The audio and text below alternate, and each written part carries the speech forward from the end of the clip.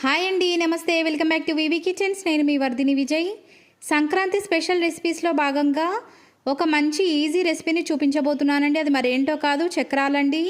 ఈ చక్రాలను simple and easy process వేలో చాలా తక్కువ టైంలో ప్రిపేర్ చేసుకోవచ్చు.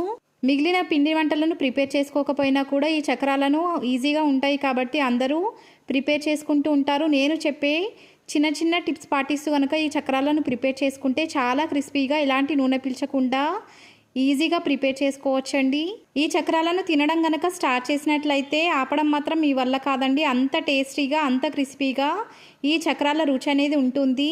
మరికొన్ని సంక్రాంతి స్పెషల్ రెసిపీగా ప్రిపేర్ చేసుకునే రెసిపీస్ కూడా మన ఛానల్లో అవైలబుల్గా ఉన్నాయి. మీకు కనుక కావాలనుకుంటే లింక్ డిస్క్రిప్షన్లో ఇస్తాను, మీకు వీలైతే ఒకసారి చెక్ చేసేయండి. మరి లేట్ చేయకుండా ఈ చక్రాలను ఈజీగా ప్రిపేర్ చేసే ప్రాసెస్ని స్టార్ట్ చేసుకుందాం.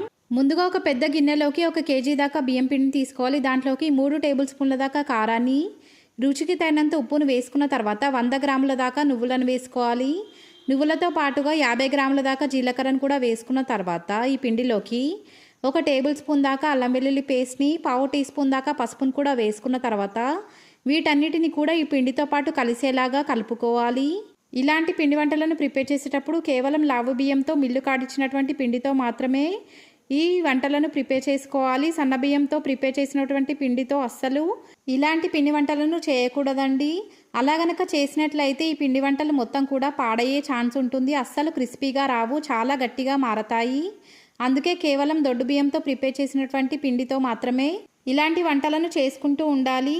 మనం వేసుకున్నటువంటి ఇంగ్రీడియంట్స్ అన్నీ కూడా బియ్యం పిండితో పాటు బాగా కలిసిపోయిన తర్వాత ఇప్పుడు ఈ పిండిలోకి 1/2 కేజీ దాకా నానబెట్టుకొని ఉడికించుకున్నటువంటి పెసరపప్పు మొత్తాన్ని కూడా వేసుకోవాలి. ఇలా ఈ మురుకులను ప్రిపేర్ చేసేటప్పుడు ఉడికించినటువంటి పెసరపప్పును వేసుకోవడం వల్ల ఈ మురుకులు క్రిస్పీగా రావడమే కాకుండా రుచి కూడా చాలా బాగుంటుంది. ఉడికించుకున్నటువంటి 1/2 కేజీ వరకు పెసరపప్పు మొత్తాన్ని కూడా ఈ పిండిలోకి వేసేసుకొని ఈ పిండి మొత్తానికి ఈ పప్పు పేస్ట్ మొత్తం కూడా కలిసిపోయేలాగా వీడియోలో చూపించిన విధంగా కలుపుకుంటూ ఉండాలి. ఎలాంటి లమ్స్ ఫామ్ అవ్వకుండా ఈవెన్గా ఈ పప్పు మొత్తం కూడా ఈ పిండితో పాటు కలిసేలాగా అడుగు నుంచి బాగా కలుపుకుంటూ ఉండాలి. పిండి మొత్తానికి కూడా ఈ పప్పు బాగా కలిసిపోయిన తర్వాత ఇప్పుడు ఒక పెద్ద గిన్నెలోకి పిండి ముద్దను ప్రిపేర్ చేసుకోవడం కోసం కొంచెం పిండిని వేసుకోవాలి. గిన్నెలోకి వేసుకున్నటువంటి ఈ పిండితో ఒక పిండి ముద్దను ప్రిపేర్ చేసుకోవడానికి ట్రై చేయాలి. మీకు కనుక కావాలనుకుంటే కొంచెం గోరువెచ్చటి వాటర్ని ఈ పిండి పైన చిలకరించుకుంటూ ఈ పిండి ముద్దను తయారు చేసుకోవాలి. ఈ మురుకులను ప్రిపేర్ చేసుకునేటటువంటి మౌల్డ్లో ఈ పిండి ముద్ద పట్టేలాగా దీన్ని ప్రిపేర్ చేసుకోవాలి. అదే షేప్ వచ్చేలాగా ప్రిపేర్ చేసుకున్నట్లయితే ఈజీగా ఈ పిండి ముద్దని ఈ మురుకులను ప్రిపేర్ చేసుకునేటటువంటి మౌల్లో పెట్టేసుకోవచ్చు. నేను ఈ మౌల్లోకి స్టార్ షేప్లో ఉన్నటువంటి అచ్చును వేస్తున్నానండి. మీకు కనుక కావాలనుకుంటే జంతికలు ప్రిపేర్ చేసే అచ్చును కూడా వేసుకొని ఈ మురుకులను ప్రిపేర్ చేసుకోవచ్చు. ఎలా ప్రిపేర్ చేసుకున్నా కూడా ఈ మురుకుల టేస్ట్ మాత్రం సూపర్గా ఉంటుంది. ఇందులోకి పట్టేటంత పిండి ముద్దని ఈ మౌల్లోకి పెట్టుకున్న తర్వాత టైట్గా ఈ లిడ్ మొత్తాన్ని కూడా క్లోజ్ చేసేసుకోవాలి.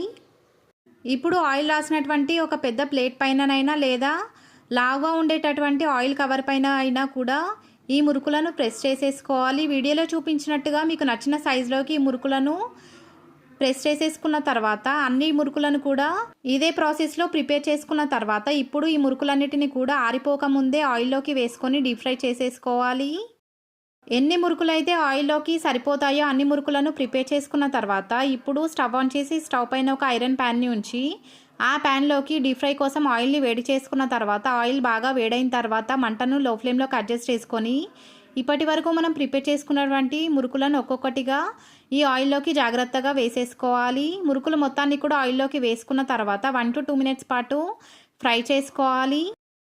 1 minute పాటు మురుకులను ఫ్రై చేసుకున్న తర్వాత మరొక వైపుకు కూడా టర్న్ చేసుకొని అటువైపు కూడా మరొక నిమిషం పాటు ఫ్రై చేసుకున్న తర్వాత ఆయిల్లో బబుల్స్ ఫామ్ అవ్వడం అనేటివి చాలా వరకు తగ్గిపోతాయి. బబుల్స్ ఫామ్ అవ్వడం ఆగిపోయిన తర్వాత ఈ మురుకులన్నిటినీ కూడా ఈ ఆయిల్లో నుంచి బయటకు తీసి కాసేపు టిష్యూ పేపర్ పైన వేసేసుకోవాలి. ఇలాగే మిగిలిన పిండి మొత్తంతో బ్యాచ్ల వైజ్గా మురుకులు మొత్తాన్ని కూడా ప్రిపేర్ చేసేసుకోవాలి. ఈ మురుకులు ఎంతో క్రిస్పీగా, చాలా టేస్టీగా ఉంటాయి. ఒకసారి కనుక ఈ మురుకులను రుచి చూసారంటే ప్రతిసారి ఇదే మురుకులను ప్రిపేర్ చేసుకొని తినాలనుకుంటారండి. ఈ మురుకులను ఎయిర్ టైట్ కంటైనర్లో కనుక స్టోర్ చేసినట్లయితే 15 నుంచి 20 రోజుల పాటు చాలా ఫ్రెష్గా ఉంటాయి. ఈ రెసిపీ కనుక మీకు నచ్చినట్లయితే లైక్ చేయండి, మీ ఫ్రెండ్స్ అండ్ రిలేటివ్స్తో షేర్ చేయండి. ఇలాంటి